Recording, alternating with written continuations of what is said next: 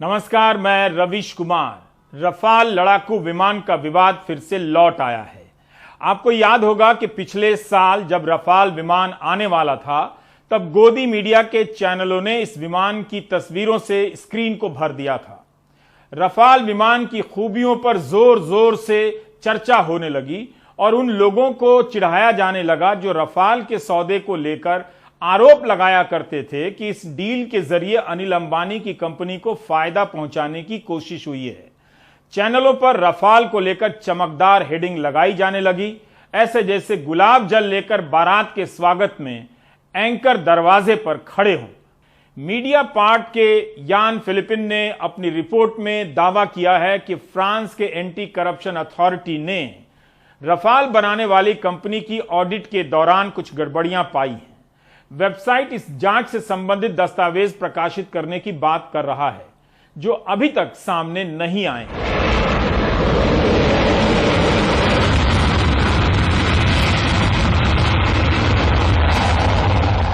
French anti corruption authority AFA ने Rafale बनाने वाली कंपनी दसॉ की ऑडिट के दौरान पाया कि इस सौदे के लिए 1 मिलियन यूरो की पेमेंट उस व्यक्ति को दी गई जिसकी जांच भारत सरकार किसी दूसरे मामले में कर रही है। इसी बिचौलिए को करीब 8.5 करोड़ से अधिक के पेमेंट होने का दावा किया जा रहा है। मीडिया पार्ट का दावा है कि भले ही भारत और फ्रांस की सरकारों ने इन मामलों को दबा दिया, लेकिन अनगिनत पन्नों की पड़ताल से पता चलता है कि करप्शन हुआ था। 23 सितंबर 2016 को रफाल डील पूरी हो जाने के बाद दसॉ ने यह रकम एक भारतीय सब कॉन्ट्रैक्टर डेप्सिस सॉल्यूशंस को देने का वादा किया था। दसॉ ने कहा था कि यह रकम रफाल जेट के 50 बड़े डुप्लीकेट मॉडल बनाने के लिए दिए गए थे। दसॉ इस बात का प्रमाण नहीं दे सकी है कि ये मॉडल बनाए भी गए या नहीं, यानी पैसा दे दिया गया और जहाज का पता नहीं, हवाई जहाज ही हवा मिठाई हो गया। जिस रकम को डेप्सिस सॉल्यूशंस को दिया गया है उसे दसॉ ने गिफ्ट्स टू क्लाइंट की हेडिंग में लिखा हुआ है। दसॉ ने जवाब में एक बिल पेश किया जिसके मुताबिक डेप्सिस को 50 डमी मॉडल बनाने के लिए 1 मिलियन यूरो का 50% दिया गया था। हर मॉडल की कीमत 20,000 यूरो से ज्यादा थी, मगर इसे तोहफे के तौर पर एंट्री में क्यों डाला गया, इसका कोई ब्यौरा नहीं दिया गया है।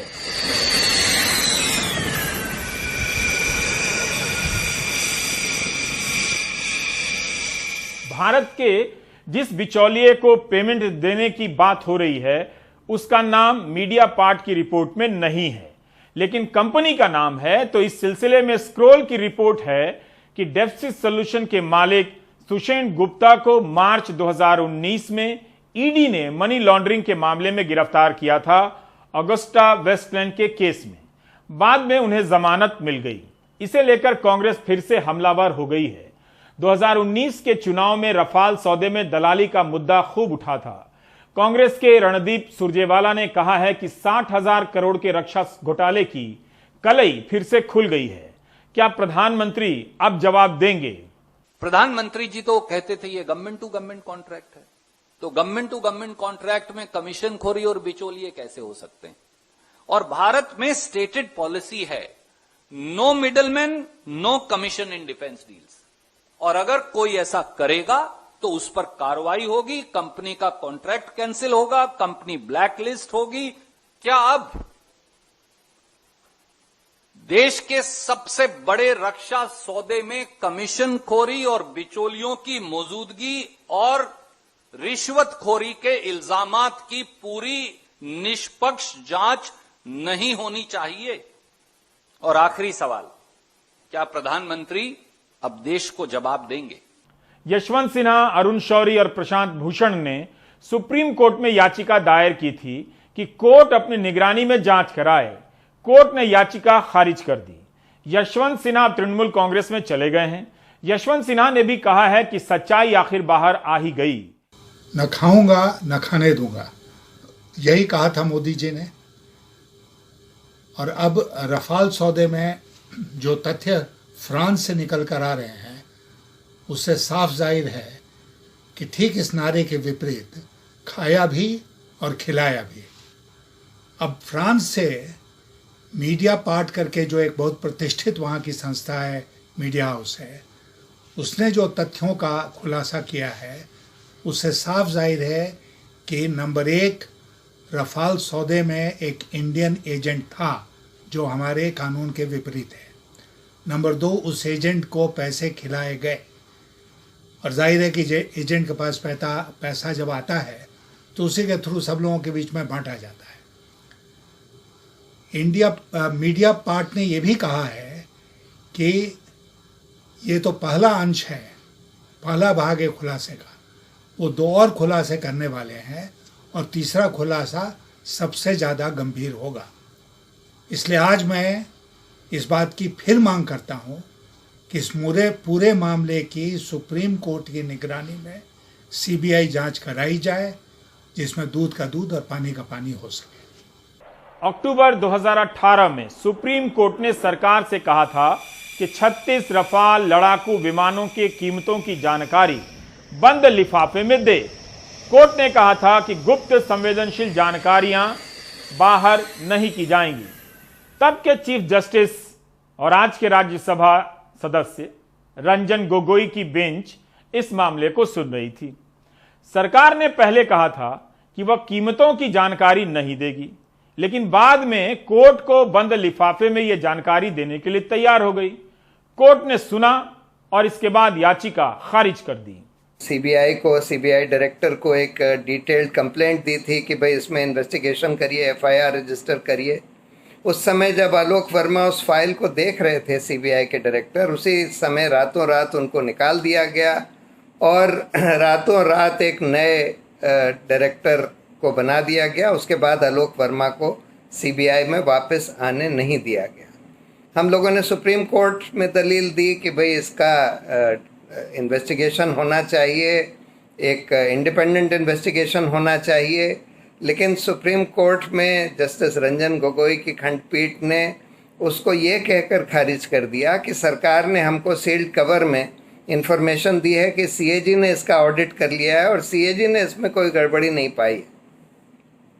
तब तक असलियत ये थी कि सीएजी की कोई रिपोर्ट ना तो आई थी, ना ही उसमें यह कह दिया गया फैसले में कि सरकार ने बताया है कि सीएजी की रिपोर्ट आ गई है, उसको पार्लियामेंट के पटल पर पेश कर दिया गया है, उसको सार्वजनिक भी कर दिया गया है, जबकि वो रिपोर्ट आई भी नहीं थी। और उसमें यह भी लिख दिया गया कि उसमें से प्राइसिंग डिटेल्स उड़ा दिए गए हैं, जबकि आज तक रक्षा सौदे में कभी भी सीएजी ने प्राइसिंग डिटेल्स नहीं उड़ाए।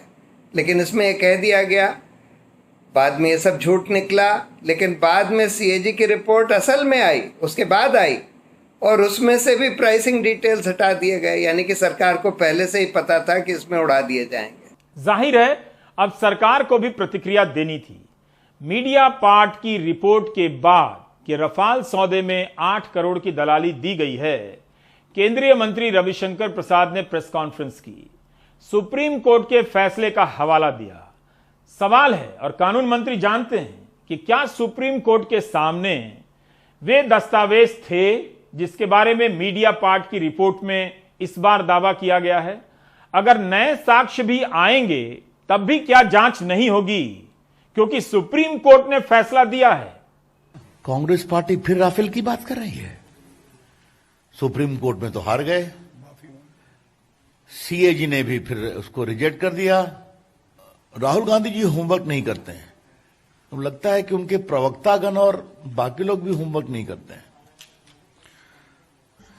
ये जिसने ये चर्चा की है, एक तो कॉर्पोरेट राइवलरी है, आपको मालूम है फ्रांस की चलती है, मुझे उस पर कुछ नहीं कहना है। एक कोई जर्नल है जो उसने इस बात को कही है, लेकिन सबसे मजेदार बात यह है कि उसने सुषेन गुप्ता का नाम लिया है, जिनको अगस्ता वेस्टलैंड में इंडियन एजेंसी ने गिरफ्तार किया था। कब किया था? 2019 में। तो हमारी सरकार के समय गिरफ्तार हुए हैं। और ये सुषेन गुप्ता कौन है? तो सलमान खुर्शीद ने तो पब्लिकली कहा है कि हम इसके परिवार को जानते हैं। ये बिल्कुल बेबुनियाद है। और मैं बड़ा सवाल कांग्रेस से पूछना चाहूंगा, भारत के हमारे जो सुरक्षा बल हैं उनके अंदर की मजबूती को कब तक कमजोर किया जाएगा। अब आते हैं छत्तीसगढ़ में हुई नक्सली हिंसा पर, जिसमें सुरक्षा बलों के 22 जवानों की मौत हो गई है। उनकी शहादत के बहाने टीवी स्टूडियो से आपके भीतर उबाल पैदा करने की कोशिश हो रही होगी, ताकि आप इस दुखद हिंसा के बहाने सवाल ना पूछें और आपका ध्यान भटक जाए। और इस हंगामे में उनसे सवाल नहीं पूछे जाएं जिन पर ऐसी हिंसा ना होने देने की जिम्मेदारी है, जिनका नाम है गृहमंत्री अमित शाह।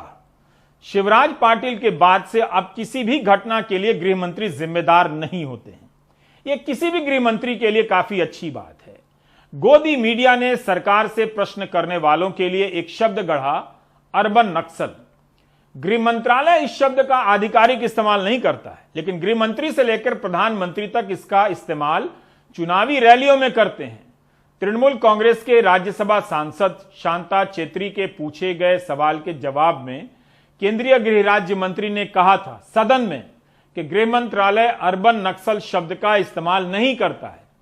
यह बताना जरूरी है क्योंकि फिर से इन शब्दों की आड़ में लापरवाही और जवाबदेही छिपा ली जाएगी। Do you get my point? District reserve guard में तैनात रमेश जुर्री की मां 3 दिन पहले बीजापुर से उनसे मिलकर कांकेर लौटी थीं। पत्नी, 4 साल की बिटिया और मां का इंतजार अब बहुत लंबा हो गया। 2 साल पहले जगरगुंडा में और मेरे कैमरा पर्सन रिजवान एक उम्मीद की तलाश में गए थे। 13 साल पहले नक्सलियों ने जिसे बुझा दिया था। रास्ते में सुरक्षा बलों की टोली गश्त पर चाक चौबंद थी, लेकिन जलाई गई गाड़ियां, धमाके में उड़ाए गए पुल पुलिया और कई निशान बाकी थे जो नक्सलियों ने छोड़े थे। इस सन्नाटे में स्कूल की घंटी बजी थी 13 साल बाद। सलमा जुडूम के शुरू होने के साथ आसपास के इलाकों के बच्चों के भविष्य के रास्ते बंद हो गए थे। भारत माता की जय, भारत माता की जय, जय। लेकिन 2 साल बाद वापस इन 22 जवानों की मौत पर मातम की इन तस्वीरों से मन नाउम्मीद हो गया। हालांकि हुक्मरान कह रहे हैं किसी को बख्शेंगे नहीं। मैं देश को विश्वास दिलाना चाहता हूं कि लड़ाई रुकेगी नहीं और गति के साथ आगे बढ़ेगी और इसको हम अंजाम तक ले जाएंगे। ये लड़ाई में अंत में नक्सलवादियों के खिलाफ हमारी विजय निश्चित है। जो हमारी रणनीति है, रणनीति का खुलासा भी नहीं किया जाएगा, लेकिन ये है कि हम उसकी मांग में घुसे हैं। ये पहली बार हुआ, पिछले साल भी मीनपा पहुंचे, इस साल दर्रेम के आगे गए हैं, तो उसके मांग में हम घुस चुके हैं और बहुत जल्द उसको सफाया। ये हमारे क्वासी सर हैं, हमारे बहुत सारे लोग मारे गए आज। मैं अनिल कुमार दुबे, आपका भाई, आपका बेटा, आपका भतीजा, हमारे बहुत सारे दोस्त मारे गए हैं। कुछ बचे हुए हैं जो जा रहे हैं इलाज के लिए। आपका भाई। लेकिन इन 2 सालों में कुछ तो ऐसा हुआ होगा जिसकी वजह से इस जवान को गुहार लगानी पड़ी। हमारे बहुत सारे दोस्त मारे गए हैं। कुछ बचे हुए हैं जो जा रहे हैं इलाज के लिए।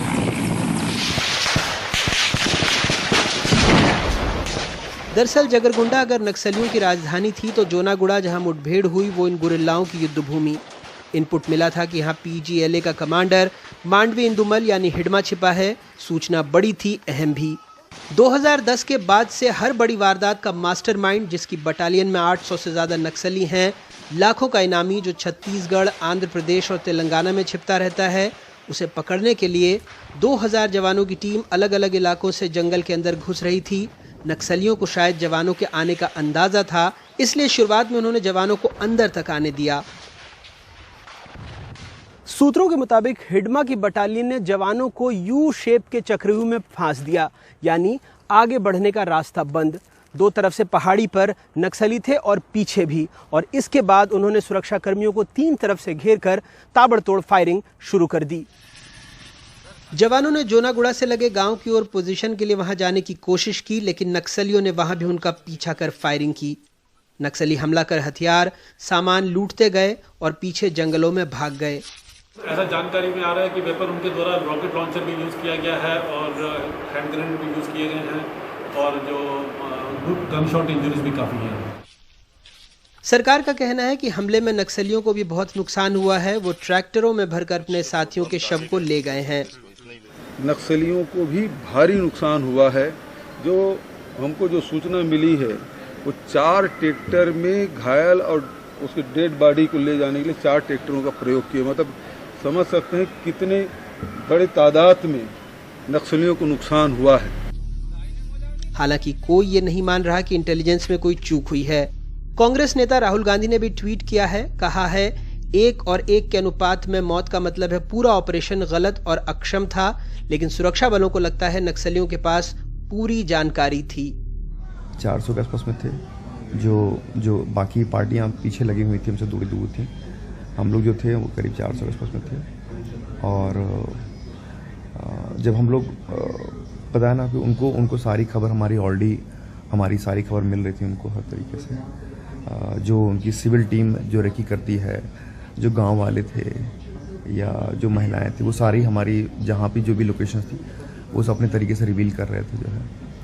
तो और उन्होंने उस हिसाब से उन्हें पोजीशन ले रखा था पहले से ही। उनको पता था कि हाँ हम गए हुए हैं और हम आएंगे। 10 दिन के अंदर ही बस्तर में नक्सलियों ने दूसरी बड़ी वारदात को अंजाम दिया है। नक्सलियों ने अक्सर बड़े हमले फरवरी से जून के बीच में ही किए हैं। ये वो वक्त होता है जब जंगल में पेड़ों के पत्ते झड़ जाते हैं, दूर तक देखना आसान होता है और नए काडर को रिक्रूट करते हैं, वो ट्रेन करते हैं, जिसे TCOC यानी टेक्टिकल काउंटर ऑफेंसिव कैंपेन कहा जाता है।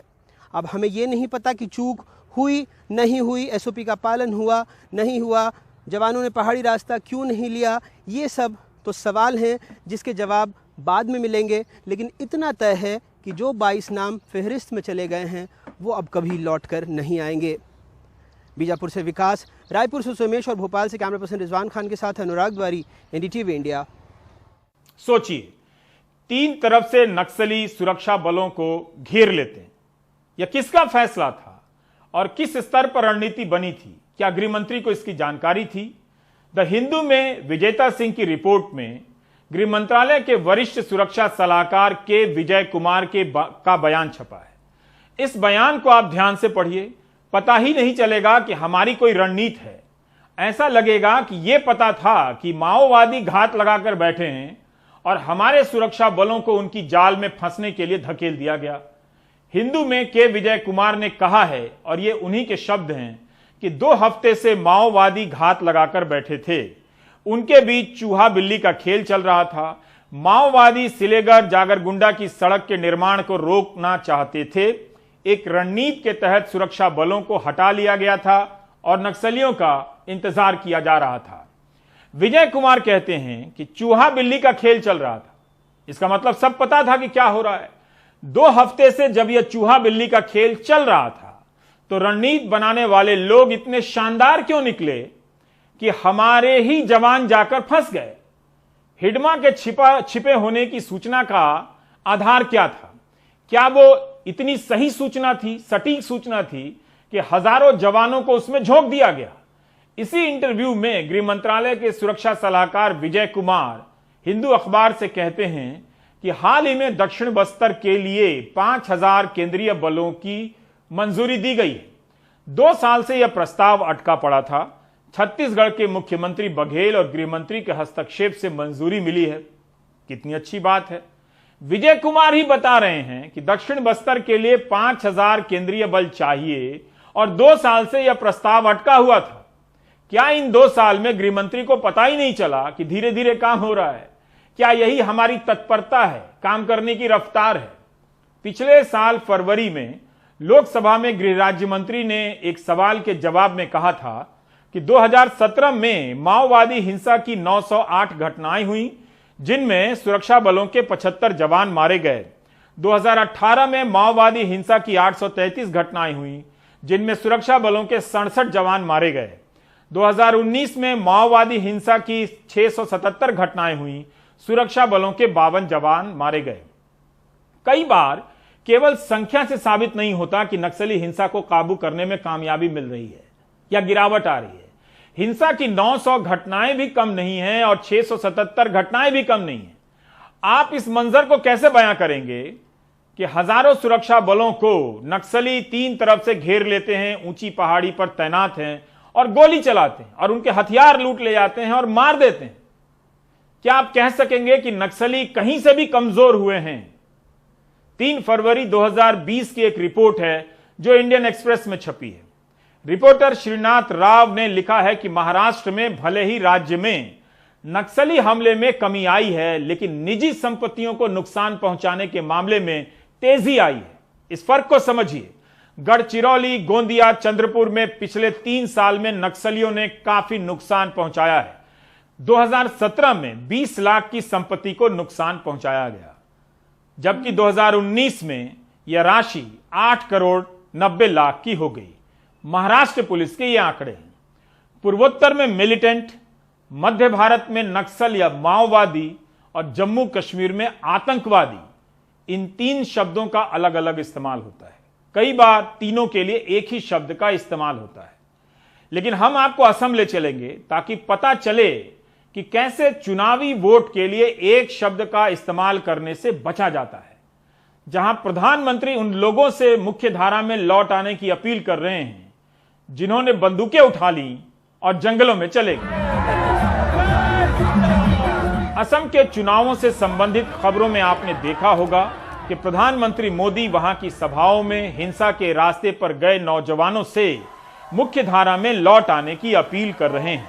प्रधानमंत्री उनके लिए ना तो आतंकवादी शब्द का इस्तेमाल करते हैं, ना चरमपंथी, ना उग्रवादी। क्या इस वजह से कि यह आरोप ना लगने लगे कि वोट के लिए मिलिटेंट से मुख्य धारा में लौट आने की अपील कर रहे हैं। प्रधानमंत्री मोदी असम की सभाओं में जंगल में बंदूक लेकर गए नौजवान कहते हैं, तो कभी वर्ग संघर्ष के रास्ते पर गए नौजवान कहते हैं। और मीडिया ने जब उनकी बयान के बाद यह खबर लगाई तो हेडलाइन में मिलिटेंट ही लिखा। PTI, Hindustan times, Tribune, the print, business standard, scroll ने मिलिटेंट शब्द लिखा। अच्छी बात है कि चुनावी सभाओं में प्रधानमंत्री मिलिटेंट से लौट आने की अपील कर रहे हैं, लेकिन इस मिलिटेंट शब्द का इस्तेमाल नहीं करते। इसी की अनुपस्थिति अखरने लग जाती है। गृह मंत्री Amit Shah India today channel से एक इंटरव्यू में कहते हैं कि बंगाल नॉर्थ ईस्ट का प्रवेश द्वार है। ध्यान से सुनिए, इससे देश की सीमाएं लगी हैं। अगर बीजेपी बंगाल में सरकार नहीं बनाएगी तो देश की सुरक्षा को खतरा होगा। इस बयान से ऐसा लगेगा पहली नजर में कि उग्रवाद की समस्या हर जगह बंगाल के कारण है और वहां बीजेपी नहीं है इसलिए, और उसे दूर करने के लिए बीजेपी का बंगाल में सरकार बनाना जरूरी है। क्या असम में मिलिटेंसी की समस्या बंगाल के कारण है? वैसे सीमा से घुसपैठ रोकने का काम तो सेना और गृह मंत्रालय का है। पूछा जाना चाहिए कि क्या केंद्रीय बलों की यह हालत हो गई है कि उनके रहते राज्य सरकार घुसपैठ करा रही है, मगर पूछा नहीं जाता है। आखिर केंद्र सरकार के हस्तक्षेप से मिजोरम को म्यांमार से आ रहे शरणार्थियों को शरण देने में पीछे हटना पड़ा उस फैसले से, जबकि मिजोरम उन्हें शरण देना चाहता है। क्या आप समझ पा रहे हैं?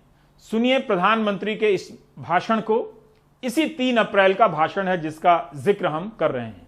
जिन्होंने अपने जीवन के अनेक वर्ष संघर्ष में बिता दिए, मुख्य धारा में वापसी के बाद उनका साथ देना हम सभी की जिम्मेदारी है। जो अभी भी किसी कारणवश नहीं लौट पाए हैं, उनसे भी मेरा आग्रह है कि असम के बेहतरीन भविष्य के लिए, आपके स्वयं के बेहतरीन भविष्य के लिए हिंसा का मार्ग छोड़िए। आत्मनिर्भर असम के संकल्प की सिद्धि के लिए आपकी भी जरूरत है। वैसे तो यह सही तरीका है, लेकिन असम में आप यह नहीं कहते कि हिंसा करने वालों को छोड़ा नहीं जाएगा, कोई छिप नहीं पाएगा, कोई बच नहीं पाएगा। प्रधानमंत्री मोदी इसी असम में पिछले साल नक्सलियों से भी मुख्य धारा में लौटने की अपील कर रहे थे। और मैं नॉर्थ ईस्ट में, नक्सल इलाके में, जम्मू कश्मीर में अभी भी जिनका बंदूक में, बम में, पिस्तौल में भरोसा है, उनको मैं कहता हूं, आइए मेरे बोडो के नौजवानों से कुछ सीखिए, मेरे बोडो के नौजवानों से प्रेरणा लीजिए, लौट आइए, वापस लौट आइए, मुख्य धारा में आइए, जीवन जी करके जिंदगी का जश्न मनाइए। यह बताने का मकसद यही है कि किस तरह नक्सली समस्या और आतंकवाद को लेकर हिंदी प्रदेशों को भरमाया जाता है।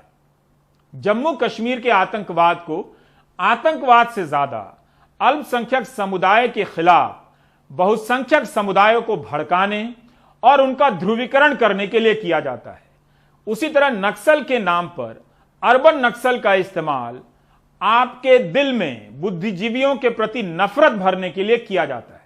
लेकिन पूर्वोत्तर की हिंसा और मिलिटेंसी को इसलिए छोड़ दिया जाता है क्योंकि इसके जिक्र से हिंदी प्रदेशों के नेताओं और श्रोताओं में जुनून पैदा नहीं होता है। लेकिन आपने देखा कि प्रधानमंत्री असम में उग्रवादी, आतंकवादी, नक्सल तीनों से हथियार डालने की अपील कर रहे हैं, जीवन में लौट आने की अपील कर रहे हैं। कौन जवाब देगा कि पीएम की पिछले साल की इस अपील के बाद क्या नक्सलियों को मुख्य धारा में लाने के लिए किसी तरह की कोशिश हुई? बातचीत की कोई नीति बनी है सरकार की? आज आप इतना भर कह दें टीवी डिबेट में कि नक्सली समस्या को दूर करने के लिए सरकार को बातचीत करनी चाहिए, तो गोदी मीडिया के एंकर हंगामा करने लगेंगे, झाग निकल आएगा उनके मुंह से। क्या बोडो मिलिटेंसी के कारण हमारे सुरक्षा बल और नौजवान नहीं मारे गए? हजारों की संख्या में। मगर असम में वोट लेना है तो इनसे वापसी की अपील की जाती है। मेरी राय में तो यह अपील कभी भी की जाए अच्छी है। यह खबर 14 मार्च 2021 के इकोनॉमिक टाइम्स में और दूसरी जगहों पर भी छपी है। बोडोलैंड के पुलिस चीफ LR बिश्नोई कहते हैं कि आत्मसमर्पण करने वाला मिलिटेंट का एक दल वापस जंगलों में लौट गया है। नेशनल डेमोक्रेटिक फ्रंट बोडोलैंड के M बाथा और उसके 30 साथी जंगल में लौट गए हैं। इनमें से कुछ समर्पण करने वाले हैं तो कुछ नए नौजवान भी हैं। उनके पास अत्याधुनिक हथियार हैं। बाथा का संगठन national liberation front of Bodoland अलग बोडो राज्य की मांग करता है। इसी 30 मार्च का असम के अतिरिक्त पुलिस महानिदेशक और बोडोलैंड के पुलिस चीफ का एक और बयान छपा मिला कि प्रधानमंत्री 1 अप्रैल को कोकराझार आ रहे हैं, वहां दौरा है। इस कारण जिले में सुरक्षा कड़ी कर दी गई है। मिलिटेंट का एक ग्रुप कुछ बड़ा करने की योजना बना रहा है। इस सिलसिले में पुलिस ने सर्च भी किया है और 3 AK-56 राइफलें बरामद की। क्या इसे लेकर गोदी मीडिया का एंकर चीखने लगेगा कि ऐसे लोगों की वापसी के लिए अपीलें की जा रही हैं जो प्रधानमंत्री की सुरक्षा के लिए चुनौती हैं? इनका जवाब गोलियों से दिया जाना चाहिए, जैसे नक्सली मामलों में डिबेट के दौरान ये एंकर करते हैं। बोडो लोगों की बात सुननी पड़ेगी, चुनाव के दौरान भी और चुनाव के बाद भी, जैसा कि प्रधानमंत्री इस भाषण में कह रहे हैं। माताएं बहनें, मैं आपको विश्वास दिलाता हूं, आपके बेटे के सपने पूरा करना, इसके लिए हम लगे रहेंगे। आपके बेटों को अब बंदूक न उठानी पड़े, आपके बच्चों को जंगलों में जिंदगी न गुजारनी पड़े, आपके बच्चों को किसी गोली का शिकार न होना पड़े, इसके लिए एनडीए सरकार प्रतिबद्ध है।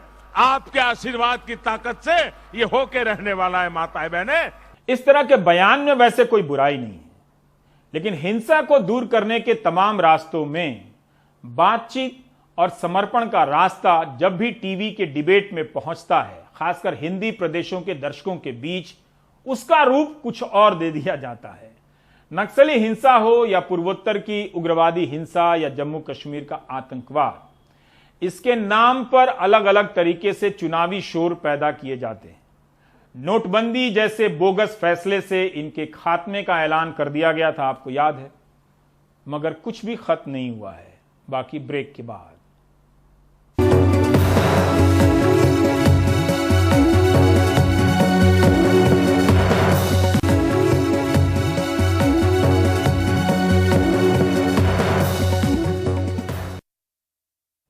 चौबीस घंटे में जहां भारत भर में कोविड के 1 लाख से अधिक नए मामले आए हैं, मुंबई में 11,000 से भी अधिक मामले आए हैं।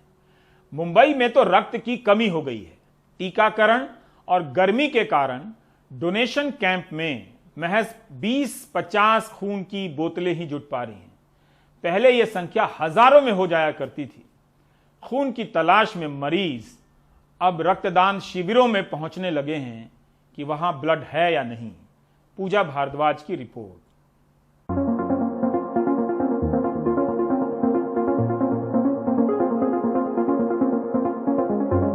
कोरोना की मार के बीच मुंबई शहर एक बार फिर खून की कमी झेल रहा है। सोशल मीडिया ब्लड की खोज वाले ऐसे संदेश से पटा पड़ा है। ब्लड डोनेशन कैंप में जहां हजारों बोतलें खून डोनेट हो जाया करती थीं, अब 20 से 50 बोतलें ही जुट पा रही हैं। कोविड के डर, वैक्सीनेशन जैसे कई कारण हैं। सब ब्लड ग्रुप की कमी है। रिपीट वही है कि सबसे मेन बाहर गर्मी बहुत है। सेकंड सबसे मेन है तो वैक्सीनेशन चालू है। वैक्सीनेशन देने के बाद 28 दिन ब्लड डोनेट नहीं कर सकते। बहुत से लोगों की कि जैसा अभी दिन ब दिन थैलेसीमिया के पेशेंट है, सिकल सेल के पेशेंट है, जो बच्चे हैं उनको ब्लड लगता है। ब्लड की हमेशा रिक्वायरमेंट कंप्लीट होने के लिए हमेशा मुंबई में ब्लड डोनेशन कैंप्स होते रहते हैं, लेकिन ये वैक्सीनेशन या कोविड की वजह से बहुत से लोग आगे आके खुल के डोनेट नहीं कर पा रहे। अस्पतालों में ब्लड की कमी को देखते हुए मुंबई के भिंडी बाजार में जायंट ग्रुप ने ब्लड कैंप लगाया, जहां अपने बच्चे के लिए ब्लड की उम्मीद में अजीजा भी पहुंची। मेरा लड़का 18 साल का है, जो कि एक थैलेसीमिया मेजर पेशेंट है, जिसको हर 15 दिन में हमें ब्लड देना पड़ता है। और अभी सेकेंड पैंडेमिक वेव आने की वजह से हमको ब्लड की बहुत दिक्कत हो रही है। तो मेरे बच्चे जैसे और भी हमारे रेड क्रॉस सोसाइटी में और बहुत सारे बच्चे हैं जिनको ब्लड नहीं मिल पा रहा है। तो मैं ये रिक्वेस्ट कर रही हूँ सभी सिटीजन से कि प्लीज ब्लड डोनेट करें। इम्तियाज भी बताते हैं कि अपनी मां के लिए 4 दिन भटकने के बाद ओ पॉजिटिव ब्लड मिल सका। मेरी अम्मी जो हबीब हॉस्पिटल में एडमिट थे और 10 दिन से एडमिट है, उनको ओ पॉजिटिव खून की ज़रूरत थी, लेकिन वक्त पे वो मिला नहीं। बाद में हॉस्पिटल ने इंतजाम किए है, लेकिन हम लोग 3-4 दिन बहुत भागम दौड़ी की है, लेकिन कहीं से अरेंजमेंट नहीं होता था। तो हबीब हॉस्पिटल ने कहीं से अरेंजमेंट किया 4-5 दिन के वजह। तो वैसे भी बॉम्बे में खून की बहुत कमी है।